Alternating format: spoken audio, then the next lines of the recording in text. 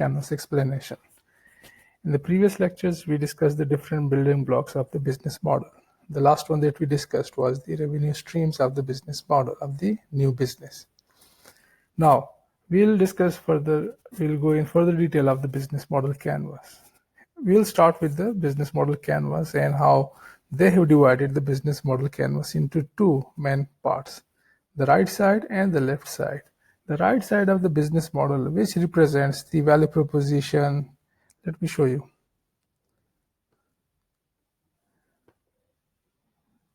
Yeah.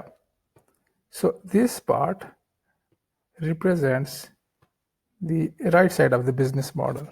This part of the business model mainly discusses the value, like what value is there for the business, what value is there for the customers, and at the same time, how this whole value is created and delivered. Sorry, not created. Created is on the left side of the business model, right? So this mainly talks about the value proposition and how that is delivered to the target customers.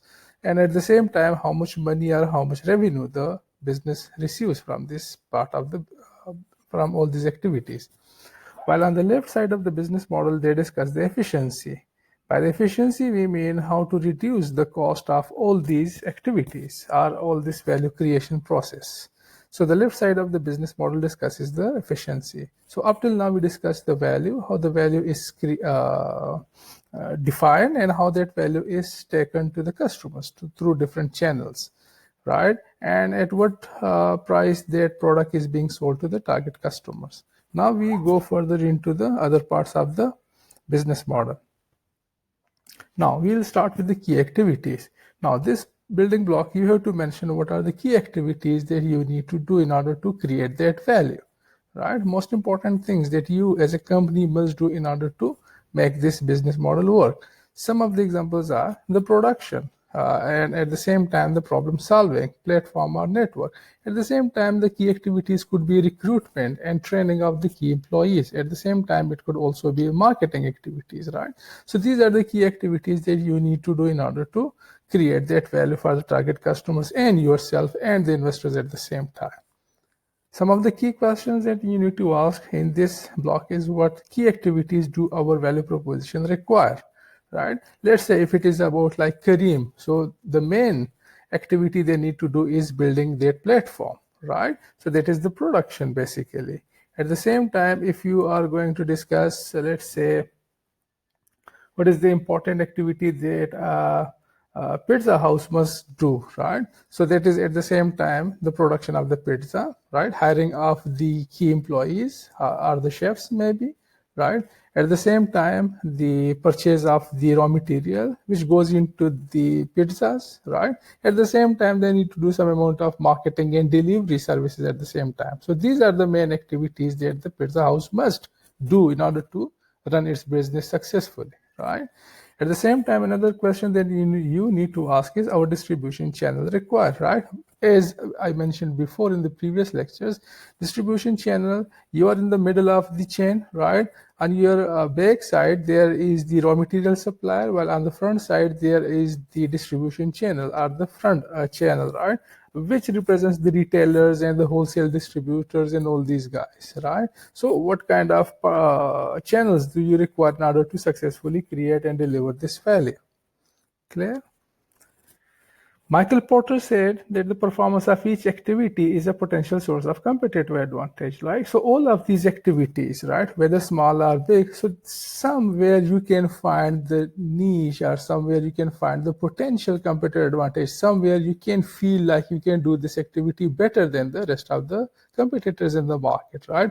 Like in the earlier days of the computers, all the computers were sold in the big malls, right? But it was Dell who came up with the idea of delivering the pre-ordered computers to the customers' houses, right? So it was done something new. So the process innovation was introduced by that guy, right? And that led to the rise of the Dell computers in the 70s and the 80s decades, right? And now we know Dell as a computer giant or a huge company we can even imagine, right? So every potential activity could be a source of competitive advantage for you guys, right? So you should list down all the key activities, and you should always look for some competitive advantage or distinction which creates an extra value for your target customer, right? As we discussed in the value proposition, it is about newness, improved performance, cost reduction, lower prices. So what you can do in order to create an extra value for the customer which makes you different than the competition, right? So at the same time, you can now understand why we put this block in the efficiency part, right? Because it talks about reducing the cost of operations or increasing the profitability of the business. So each activity is a potential source of competitive advantage and efficiency for the new startups. In our previous case, or in our case that we were discussing about the lemonade stand, right? So the key activities they must do are the making lemonade, right? That is one thing they must do. At the same time, they must do some marketing and selling, right? Some of the other activities they must do should be procurement of the sugar cane, maybe a procurement of the basic raw materials like ice, probably, right? At the same time, if they claimed like providing healthy and clean lemonade or sugarcane juice, so they must also clean their glasses, or they should come up with the idea of serving it in the takeaway glasses, the paper cups or maybe the plastic cups, whatever you feel like is more healthy or creates more healthy feel in the minds of the target customers, right? So these are the key activities at the same time. So now we move to the next block, and that is about the key resources, right? So key resources, so resources could be of two different types, right? One that you can write on the paper, which we call as the balance sheet, and some of the activities or some of the expenses, you cannot write it on the balance sheet. For example, your lease could be a kind of like off balance sheet asset at the same time, right? At the same time, let me think about another example, and it could be, what can we say? An off-balance asset could be accounts receivable, probably, right? So you have sold assets to the customers, right? But you are waiting for the cash to come, right? And that agreement, you cannot write that agreement on the balance sheet, right? So, but again, that is your asset, and you will receive it in a month or maybe 2 months or whatever time you have agreed with target customers, right? So these are the off balance sheet or the non-balance sheet resources. Well, when we talk about the balance sheet resources, so then definitely it is about the current resources and the productive resources and the intangible. By that we mean all the intellectual property you own, like any patents, any licensing, at the same time, any trademarks that you got, right? So these are the off-balance sheet resources. So that is what you require. Some of the questions that you can ask are, what are the key resources do our value proposition require? Right? In our example, it could be the ingredients, it could be the machine, it could be the generators in our case. Here we do not have electricity everywhere, so the guys or the sugarcane vendors, they have a generator with them available all the time, so that they can run the machine for them, right? So it's not more, no more, they are manual machines now, they are run by some batteries or some generators at the same time, right? So these are the key resources that the guy requires.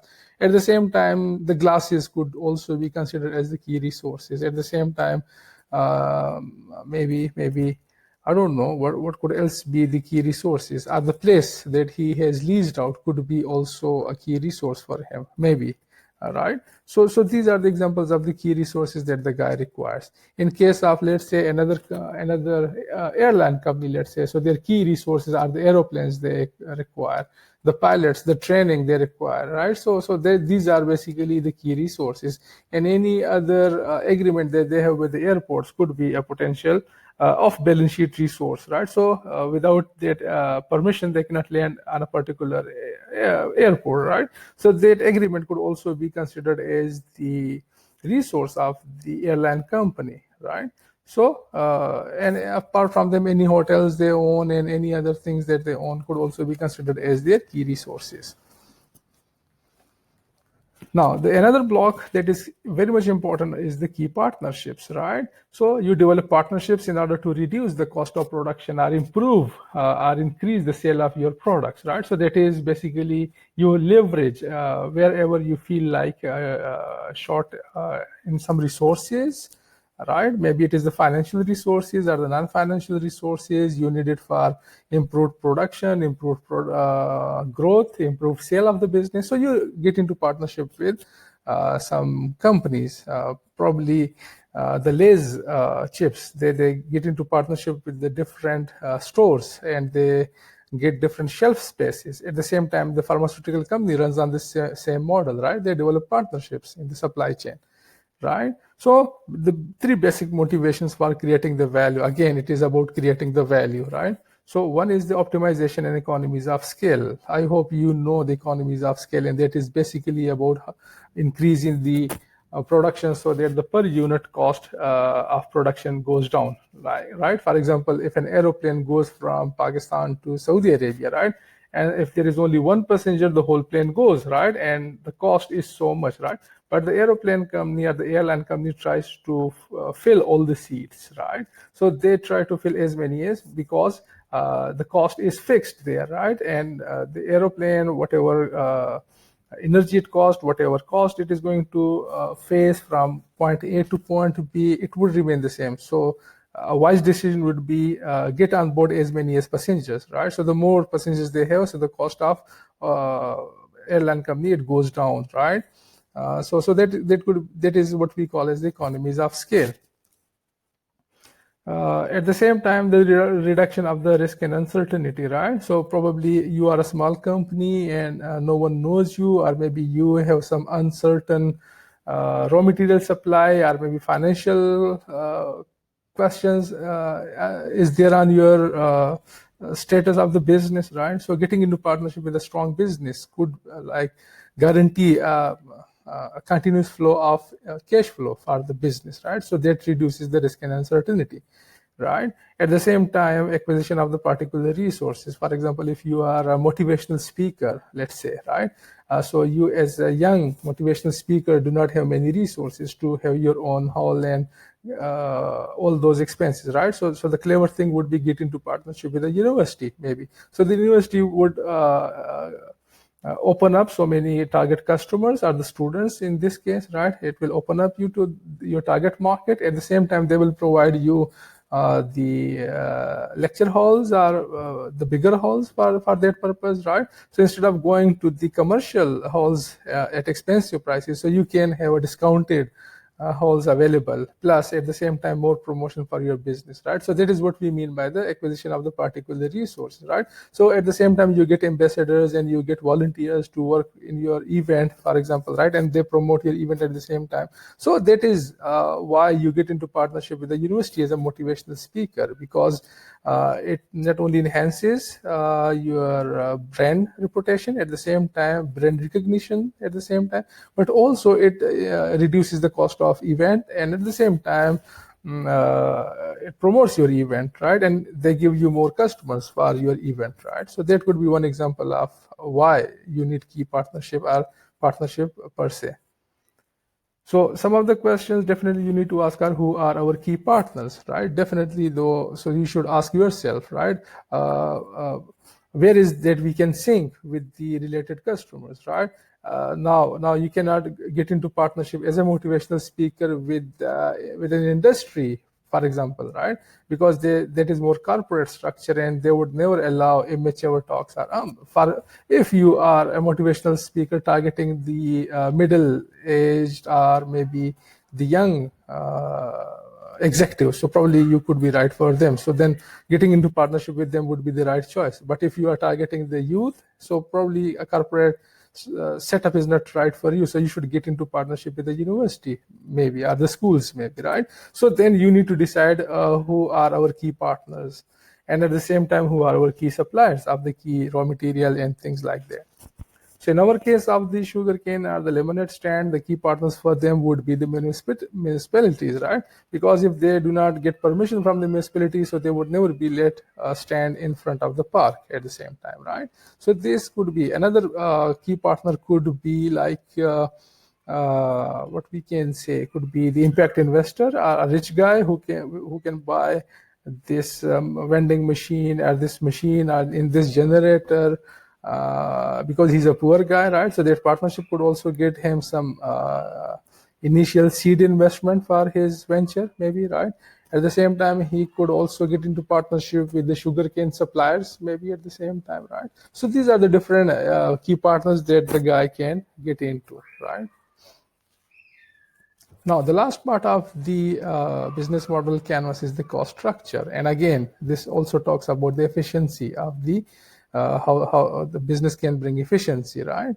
So how can you calculate the cost? So basically your cost comes from two building blocks of the business model. One, the key activities, the other is the key resources, right? So whatever activities you are planning to do and whatever resources you think you require basically represent the cost of starting the business, right? If you think you need a vending machine, if you think you need to hire high quality IT guys from the market, so those their salaries could also be like the startup cost of the business. At the same time, if you think that the key resource is an office space in the city, so then that rent of the building or leasing of that building could also be the cost of. So the two main sources that helps you in calculating the cost of starting the business are the key activities and the key resources, right? Some of the questions that you can ask are, what are the most important costs, right? Because you're talking about the efficiency. So if you can work from home and then you feel like you don't require office in the start, so why start with an office, right? So it's not the most important. The most important could be like the platform development or the app development at the same time, right? Or hiring the tutors, maybe, right? Or hiring a car if that is required for your food business, right? So you mentioned only the most important cost that you need to start up the business, right? And which key resources are most expensive, right?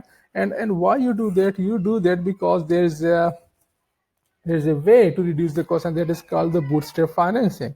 And they say why you need a brand new machine if you can buy it second hand, right? And at the same time, the bootstrapping financing techniques, they basically tell you if you can get it on the rent, why buy the second hand, right? At the same time, if you can buy it from a friend, so why do you rent it? Why spend money on that, right? And lastly, they say if you can snatch it from someone, why you just beg and ask them to give it for you for some time, right? So that is how the startup system works, right? You try to reduce the cost of startup as much as possible, right? And at the same time, as we mentioned, cost comes from two building blocks, the key resources and the key activities, right? So you need to mention the most expensive key resource and the most expensive uh, key activities, right?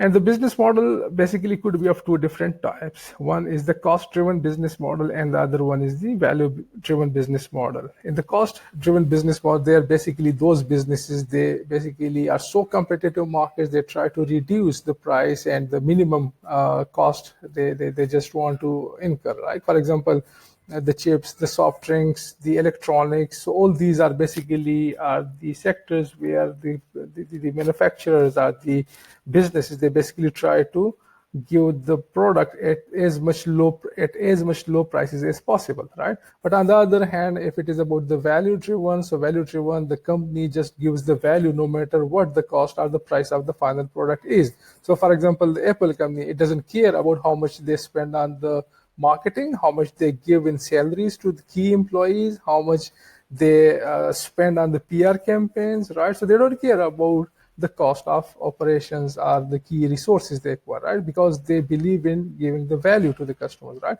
So there it depends on the very business model of the business. If you are cost driven, so then definitely reducing the cost of doing the business is much important, right? But again, if you are a value driven company and you believe in giving the value, and the customers also believe in the value and they don't care about the price of the final product, so then definitely you don't care about the price of the raw material and the resources and the activities. You just give them the best or the premium products that you can imagine, right? Now, there are certain characteristics of the cost structure, right? As you know, there could be the fixed cost, there could be the variable cost, right? Economies of scale is reducing the cost of the per unit cost by producing as much as possible. So that basically reduces the cost of each item, right? The more you produce, the lesser it becomes for each extra unit of output, right?